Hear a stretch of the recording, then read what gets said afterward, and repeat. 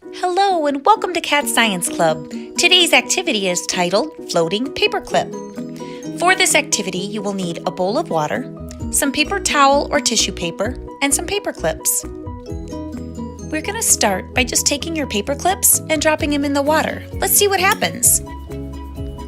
They just sink, don't they? Next, take a piece of paper towel and place it in your bowl of water. Finally, you will place your paper clip on the surface of your water very carefully. Now, be patient, as this will take several attempts most likely. At first, it will appear that your paper clip is simply floating on the paper towel. But with patience, the paper towel will begin to sink. The water molecules have formed almost a layer of skin, keeping that paper clip floating. This is surface tension. Thank you for joining Cat Science Club today.